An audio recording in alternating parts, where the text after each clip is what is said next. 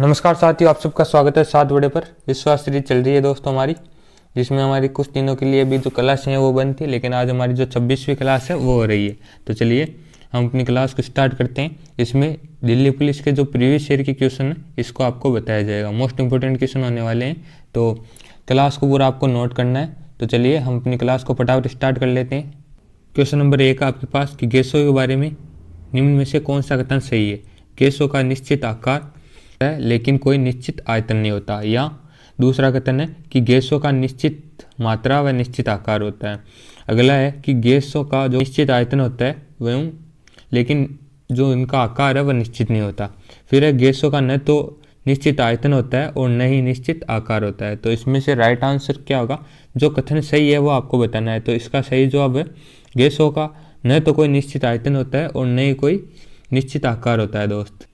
अगला क्वेश्चन है आपके पास कि निम्न में से किसके अंतर्गत भारतीय प्रशासनिक सेवाएं भारतीय पुलिस सेवा को संसद द्वारा सर्जित सेवाएं माना जाता है। अनुच्छेद 301, अनुच्छेद 312, अनुच्छेद 307 या अनुच्छेद 392। तो सही जवाब क्या होगा इसमें, अनुच्छेद 392 में भारतीय प्रशासनिक सेवा और भारतीय पुलिस सेवा का उल्लेख है, ये आपको ध्यान रखना है। अगर आपसे पूछ ले कि अनुच्छेद 315 में किसका उल्लेख है, तो यूपीएससी नोट करें, यूपीएससी का उल्लेख 315 में है दोस्तों। अगर आपसे पूछ ले कि यूपीएससी के जो भी वर्तमान में अध्यक्ष है वो कौन है, तो मनोज सोनी नोट करें। मनोज सोनी महत्वपूर्ण सवाल है और इम्पोर्टेंट लगा ले इस सवाल को, आपके आने की पूरी संभावना है। अब निम्न में से कौन सा ताप दृढ़ प्लास्टिक है, माइक्रोटेक्चर, बेगास, बेकेलाइट या फिर बायोप्लास्टिक। तो सही जवाब क्या होगा इसमें सही जवाब होगा बेकेलाइट है। यह ताप दृढ़ प्लास्टिक है, ताप दृढ़ प्लास्टिक का एक उदाहरण है, इसको आप नोट कर लीजिए। आगे बढ़ेंगे। अगला क्वेश्चन है आपके पास कि संविधान सभा ने किस वर्ष भारत के लिए मसौदा संविधान तैयार करने के लिए डॉक्टर बी.आर. अम्बेडकर की अध्यक्षता में मसौदा समिति का गठन किया है। तो ये आपको बताना है 1948, 1946, 1947 या फिर 1949। तो सही जवाब इसमें क्या होगा, 1947 यहाँ पर राइट आंसर हो जाएगा। ठीक है। अगर मैं आपसे पूछ लूँ कि डॉक्टर भीमराव अम्बेडकर की जो एक पत्रिका है उसका नाम बताए, तो इसकी महत्वपूर्ण पत्रिका है उसका नाम लिखिए आप मूक नायक। मूक नायक इनकी महत्वपूर्ण जो पत्रिका है और कई बार आपके एग्जाम में पूछी गई है। और अगर आपसे पूछ ले कि स्टैच्यू ऑफ नॉलेज जो किनकी प्रतिमा है, स्टैच्यू ऑफ नॉलेज, तो वह डॉक्टर भीमराव अम्बेडकर की यह प्रतिमा है। और ये कहाँ पर है साथियों, यह है लातूर महाराष्ट्र में, यह भी आपको ध्यान रखना है। आगे बढ़ेंगे।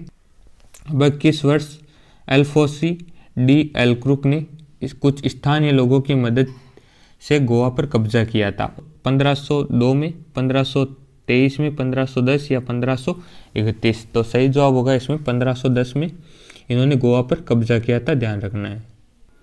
अब किस अनुच्छेद के तहत संसद के नए राज्य बनाने की शक्ति निहित है। संसद में जो नए राज्य बनाने की शक्ति किस अनुच्छेद में, अनुच्छेद 3, अनुच्छेद 1, अनुच्छेद 2 या अनुच्छेद 4। तो सही जवाब इसमें क्या होगा, अनुच्छेद 3 राइट आंसर हो जाएगा। अनुच्छेद 3 में जो है संसद के पास शक्ति है नए राज्य बनाने की। अब है महारानी रजिया सुल्तान अपने विद्रोही सेनापति मलिक इख्तियार उल दीन अल्तुनिया से पराजित होने के बाद निम्न में से किस किले में नज़रबंद रखी गई थी। तो ये आपको बताना है, शाहपुर काड़ी, आनंदपुर साहिब, गोविंदगढ़ या फिर मुबारक किला। तो इसमें राइट आंसर हो जाएगा मुबारक किला में इनको नज़रबंद किया गया था।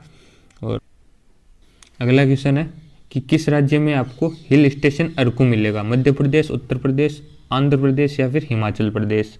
तो इसमें राइट आंसर हो जाएगा दोस्तों आपका आंध्र प्रदेश। आंध्र प्रदेश में अरकू जो हिल स्टेशन है वह मिलने वाला है, ध्यान रखना है। अब है भारत में ब्रिटिश शासन में पहले जो गवर्नर जनरल है वो कौन थे, John Adam, Warren Hasting, George Barlow या चार्ल्स कॉर्नवालिस। तो सही जवाब क्या होगा इसमें, वॉरेन हेस्टिंग। जो उरुका किस राज्य का पारंपरिक त्यौहार है, तमिलनाडु, केरल, असम या फिर सिक्किम। तो इसका सही जवाब हो जाएगा असम, राइट आंसर होगा। असम का जो उरुका है वह महत्वपूर्ण त्यौहार है। अगर और भी आपसे पूछ ले तो एक बिहू नोट कर लीजिए, एक बगरुम्बा नोट कर लीजिए और कली गोपाल और खेल गोपाल भी आप याद रखिएगा, बगरुम्बा। ठीक है। आगे बढ़ रहे हैं। तमिलनाडु की बात करें तो तमिलनाडु में आप जो एक त्यौहार है वह पोंगल नोट करें, पोंगल त्यौहार। और केरल में ओणम महत्वपूर्ण त्यौहार है, वो आपको मैं नोट करा रहा हूँ, ओणम त्यौहार। ठीक है। सिक्किम की बात करें तो ये आप में कमेंट बॉक्स में बताइएगा कि सिक्किम में कौन सा त्यौहार मनाया जाता है। अपर टोक की गुफाएं, जो बौद्ध गुफाएं हैं वह किस स्थान पर है? देहरादून, जूनागढ़, भोपाल या फिर कोच्चि। तो अपर कोट की जो बौद्ध गुफाएं साथियों ये जूनागढ़ में स्थित है। अगला क्वेश्चन आपके पास कि निम्न में से कौन सा कार्यकलाप किसी अर्थव्यवस्था के द्वितीय क्षेत्र से संबंधित है? कानून, परामर्श, चाय बागान, बैंकिंग या फिर कृषि उपकरण निर्माण। तो इसमें द्वितीय क्षेत्र पूछा आपको, तो द्वितीय क्षेत्र में कृषि उपकरण निर्माण राइट आंसर हो जाएगा। निस्तुम्बा राजवंश किस राज्य की पूर्ववर्ती रियासत पर शासन था? पूर्ववर्ती रियासत पर किस राज्य की पूर्ववर्ती रियासत पर शासन था ये आपको बताना है। छत्तीसगढ़, मणिपुर, ओडिशा या फिर सिक्किम। तो सही जवाब होगा मणिपुर की ये पूर्व। अब अलीवाल का युद्ध किस वर्ष लड़ा गया? 1878, 1852, 1846 या 1863। तो सही जवाब क्या होगा इसमें? 1846 राइट आंसर हो जाएगा। ओलंपिक दार्शनिक जिद्दू कृष्णमूर्ति और आध्यात्मिक गुरु साईं बाबा का संबंध किस राज्य की प्रसिद्ध हस्तियां हैं यह आपको बताना है। तमिलनाडु, केरल, आंध्र प्रदेश या फिर कर्नाटक। तो इसका सही जवाब होगा आंध्र प्रदेश। कई लोग ये साईं बाबा को महाराष्ट्र से संबंधित भी मानते हैं, तो ये भी आपको ध्यान रखना है। अब निम्न में से किसने अपने अधिकांश उपदेश है वह गदकूट से दिए थे? अधिकांश लिखा हुआ है यहाँ पर, ध्यान रखना है। रामकृष्ण परमहंस ने, गौतम बुद्ध ने, गुरु नानक ने या फिर वर्धमान महावीर ने। तो सही जवाब होगा इसका गौतम बुद्ध ने अपने जो अधिकांश है जो उपदेश है वह गदकूट से दिए थे। अब भारत सरकार ने किस वर्ष पूरे देश में विशेषकर ग्रामीण क्षेत्रों में स्वच्छता कवरेज की तेजी लाने के उद्देश्य से संपूर्ण स्वच्छता अभियान शुरू किया था? 1999, 2007, 2014 या 1994। तो सही जवाब होगा इसमें 1999 में उन्होंने संपूर्ण स्वच्छता अभियान शुरू किया था, याद रखना है। इसमें कई लोग गलत करेंगे, 2014 इसमें लगाएंगे, इसलिए एग्जामिनर का सोच देखिए कि उन्होंने 2014 इसमें दे दिया है। और ये सभी क्वेश्चन साथियों दिल्ली पुलिस के प्रीवियस ईयर क्वेश्चन है, तो ये आपको ध्यान रखना है, महत्वपूर्ण क्वेश्चन डाले गए हैं आप। अगला क्वेश्चन है सोनपुर मवेशी मेला किस राज्य में बढ़ता है? उत्तर प्रदेश, राजस्थान, पंजाब या फिर बिहार। तो सही जवाब इसमें क्या हो जाएगा? सही जवाब हो जाएगा साथियों इसमें बिहार राइट आंसर हो जाएगा। अब बोबिली वीणा किस राज्य की प्रसिद्ध संगीत जो वाद्य यंत्र है? किस राज्य का प्रसिद्ध संगीत वाद्य यंत्र है? हिमाचल प्रदेश, आंध्र प्रदेश, मध्य प्रदेश या फिर उत्तर प्रदेश। तो इसका सही जवाब क्या होगा दोस्त? सही जवाब हो जाएगा इसमें आंध्र प्रदेश आपका राइट आंसर होगा। बोबिली वीणा यहाँ की जो प्रसिद्ध वाद्य यंत्र है। अब अंग्रेजों और बर्मियों के बीच हुई किस संधि के परिणाम स्वरूप 1826 में अंग्रेजों ने असम को हड़प लिया था? तितलिया की संधि, याडाबू की संधि, सालालाई की संधि या फिर सुलोंग की संधि। तो सही जवाब इसमें होगा याडाबू की संधि, ठीक है। और ये संधि है अंग्रेजों और बर्मियों के बीच हुई थी और 1826 में इन्होंने इस संधि के कारण असम को हड़प लिया था, ध्यान रखना है।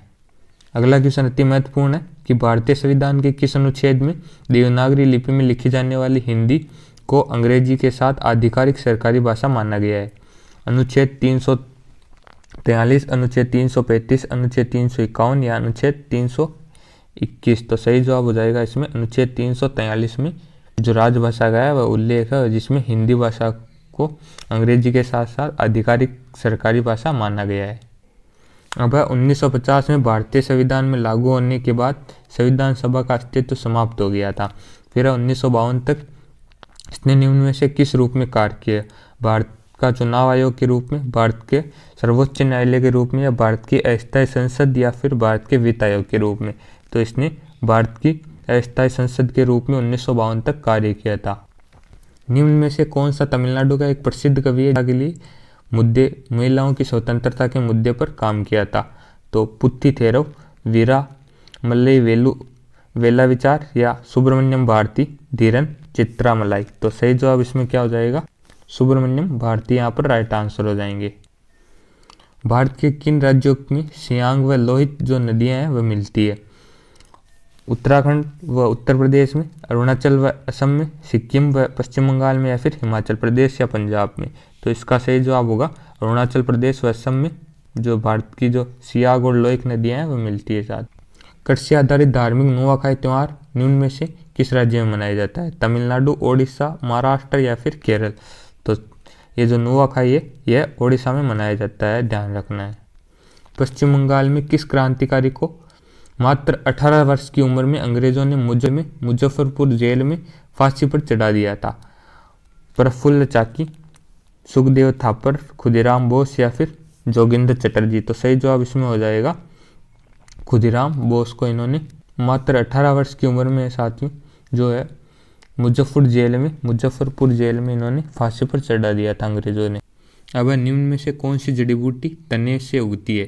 तो अजवाइन, धनिया, सोआ या फिर पुदीना? तो सही जवाब इसमें होगा पुदीना, जो ये जड़ी बूटी है तने से उगती है। पारंपरिक टापू नृत्य किस राज्य से संबंधित? तो उत्तराखंड, अरुणाचल प्रदेश, नागालैंड या मध्य प्रदेश? तो इसमें सही जवाब होगा अरुणाचल प्रदेश। अब निम्न में से किस स्थान पर रायरेश्वर मंदिर स्थित है जहां छत्रपति शिवाजी ने जो है हिंदवी स्वराज के निर्माण की शपथ ली थी? बारामती, भोर, मुलसी या फिर गुन्नर? तो सही जवाब होगा इसमें भोर पर रायरेश्वर मंदिर स्थित है, जहां पर ये छत्रपति शिवाजी है, थोड़ा गल टाइप हो गया, इन्होंने हिंदवी स्वराज की शपथ ली थी। तृतीय आंग्ल मराठा युद्ध के बाद पेशवा को पेंशन देकर किस स्थान पर भेजा गया था? तो इसका सही जवाब होगा बिठूर। निम्न में से कौन सा एक सुरक्षा घटक है जो परिपथ से होकर प्रवाहित होने वाली धारा की मात्रा को सीमित करता है और वोल्टता को निश्चित मात्रा पर निर्धारित करता है? तो इसका सही जवाब होगा फ्यूज। लोधी वंश का संस्थापक कौन था? तो इसका राइट आंसर होगा दोस्तों, ये आपको बताना है, बेहलोर लोधी राइट आंसर। अब निम्न में से किसने इन कस्टडी उपन्यास लिखा है? इन कस्टडी उपन्यास किसने लिखा है? तो वीलाल, मुल्कराज आनंद, अनिता देसाई या फिर डाम मोरेंस? तो सही जवाब होगा अनिता देसाई। तो आज की क्लास आपकी हो चुकी है, आशा करता हूँ आपने क्लास को नोट कर लिया होगा, और अगर आपने हमारी पिछली क्लासें नहीं देखी है, शायद 25 से 26 क्लासें हो चुकी है, वो भी देख लीजिएगा। धन्यवाद आप सबका। बस मिलते हैं साथियों कुछ नए प्रश्नों के साथ, तब आप पढ़ते रहिएगा। जय हिंद, जय भारत।